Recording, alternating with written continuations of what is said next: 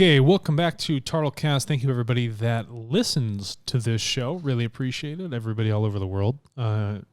Cheers to you. Congratulations for being a data champion and stepping into the future, respecting human rights, people's free will. Oh, last but not least, their data. Yes, their data and the data grab, the great data grab. The great grab.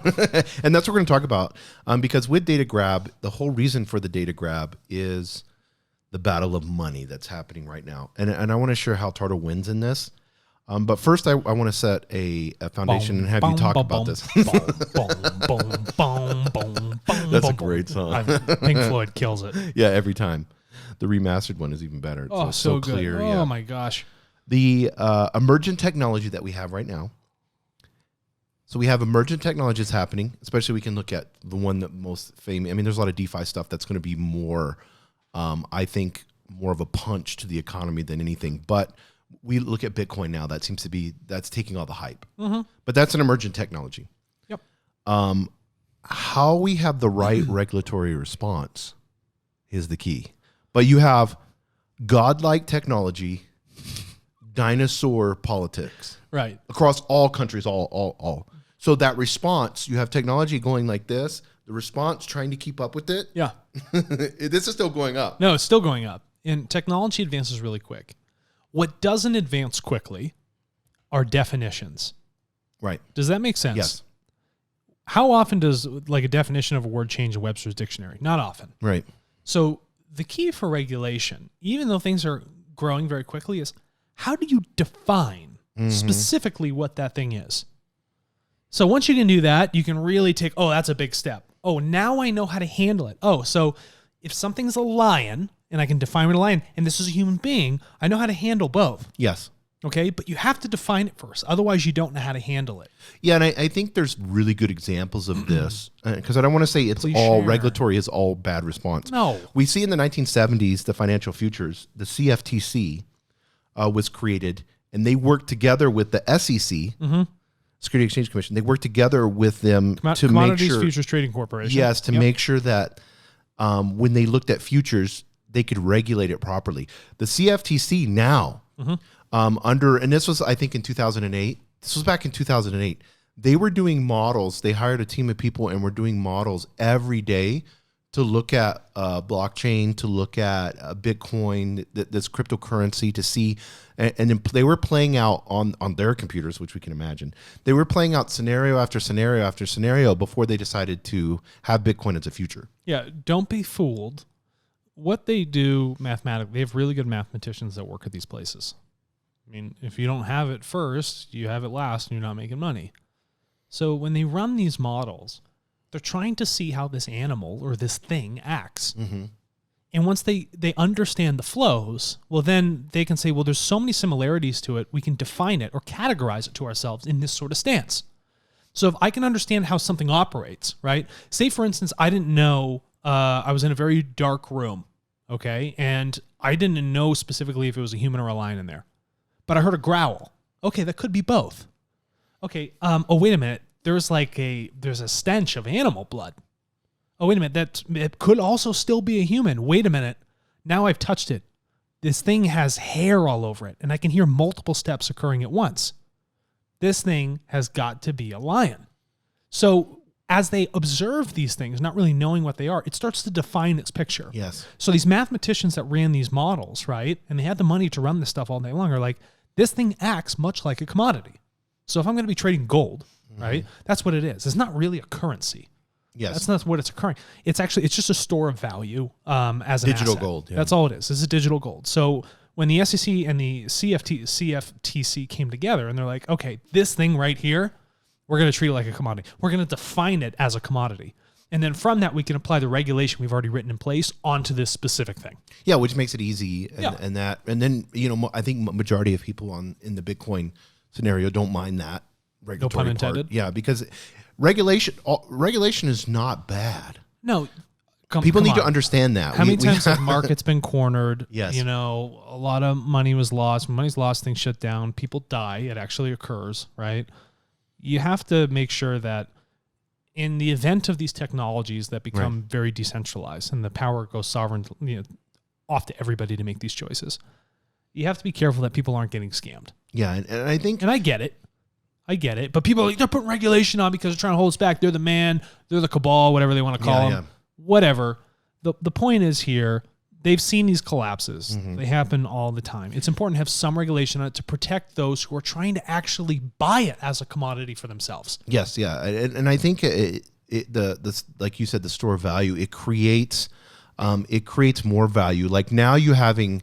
one of the main hedge fund leaders, lady, came out yesterday and said she thinks in 5 years Bitcoin will be at 525,000. Why not? And how she put models out and everything. She says because the institutional investors all are going to have at least 5-10% of their portfolio in this, right? Because just to have a protective mechanism. It's a hedge. Yes, it's a hedge. So she's like, if you put that valuation out there and you take these trillions of dollars and you put it into this scenario, here's where price models are going to be at and all that. So. On the other hand, you have somebody, and I'm not bashing this person at all. I'm just saying they made a comment last week. Can you look this up? What Hillary Clinton said about Bitcoin. She said it last week. This is a very interesting statement, and this explains to you exactly what it should have been last week's quote. Yeah, guys, 4 days ago. It's like destabilizing. She talked about. Okay. Hillary Clinton warns Bitcoin could undermine currencies and destabilize nations. So this is the fear. We have to understand. So she... is whether she's in politics now or not, she's a major player. She could call anybody she wants. I mean, her and Biden are friends. She could call anybody she wants and have a conversation with them. So whenever she's one of the most influential people in Washington, I would say, this is what the 1% is worried about.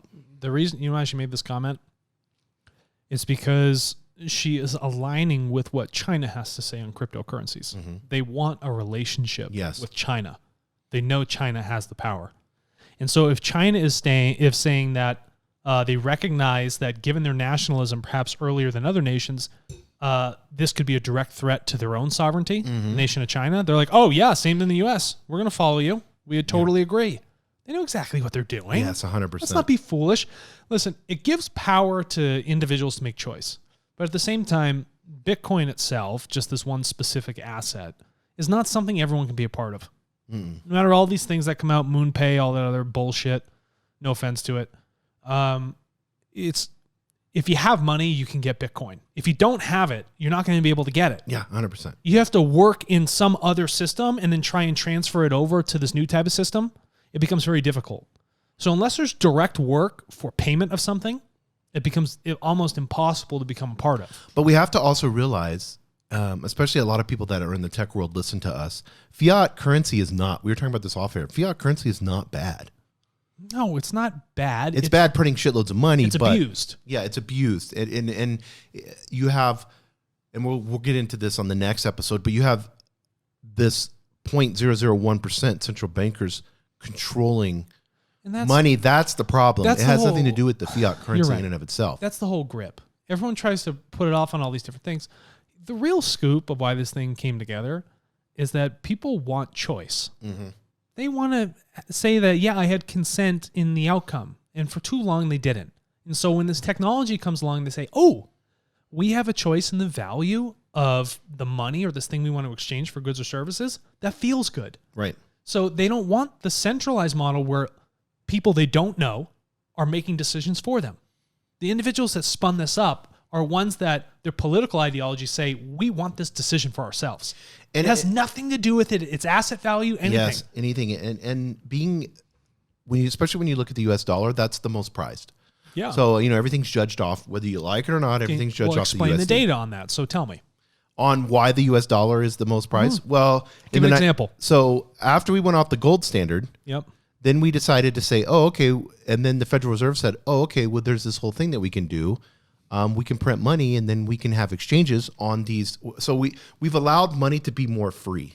Yeah. Once it went off the gold standard, it allowed it to be able to go across all of the world and flourish into nations. Yeah, this fiat currency became floating rates. Yeah, and then because World War II kind of set us up, everything set us up as be the powerhouse for, the United States at that time, I would say 60s, 70s, as we're going into the 80s, is the powerhouse. War drives economies. Yeah, it's of the world. Yeah. So we had set it up. They're like, okay, we've took control of this. So now we have the ability to regulate, and not just regulate, but we have the ability to say, this is the value of what it is. Mm-hmm. All these whether it's Forex or whatever it is, all these people, these bankers all across the world agree on this. Yep. So now we have the standard. And so now when you look at Forex trading, everything's judged off the USD. Yeah, no, of course it is. And people don't realize Forex trading is even if you're doing two way swaps more than any stock exchange. Oh yeah, and it's open all the time. Yeah. And if you're doing two sets of swaps, the base of it's probably going to be US dollar. Yeah. Right? So most of the political and economic decisions that happen in major economies will have an effect on all the other currencies. So Well, this is where your soybean, yes, even though you're doing it in some other like the Argentina. Yeah, or a peso or something like that, because that peso is also traded against the US dollar, your soybean is it's linked. Yes. Inextricably linked to the US dollar itself.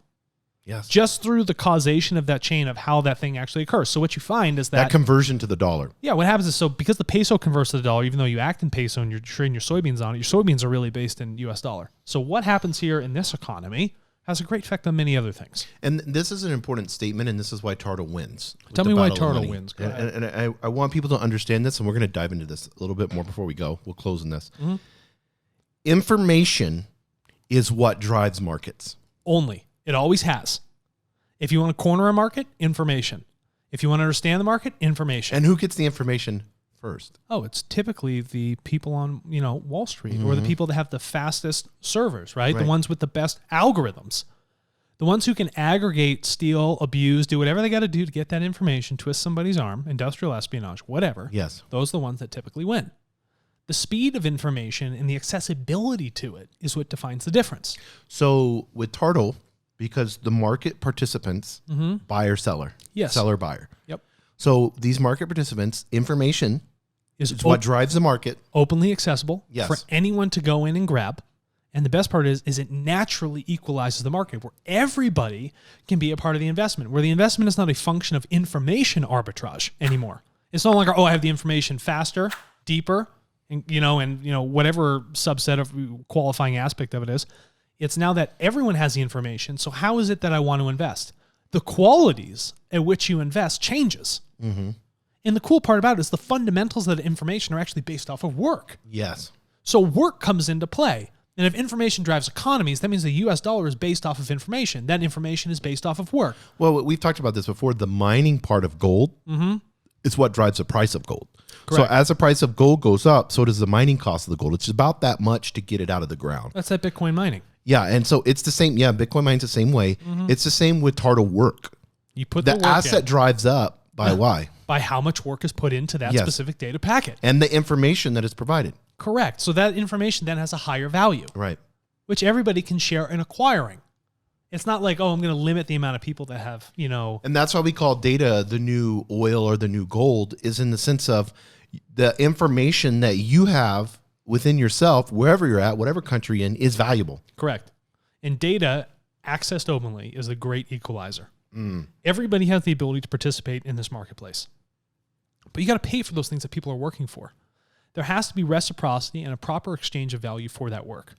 But I think the information that's on the TARTLE marketplace is so valuable that a buyer, it would be silly not to pay for that information, because we're doing something that is huge. You were going directly to the source. Yeah, you don't understand. There's no waste. It's instantaneous. Yes. It's first party data. Yes. It's baked in with consent. You de-risk your decision making. And if just to think about it, before we close this out, okay, that information comes from the human beings which are supporting your products and services. There's no guessing. They said time's the great equalizer. No, it's data. Thank you. So how would a buyer of data sign up? Go to tartle.co, click on the buyer tab, click on get started. Thank you.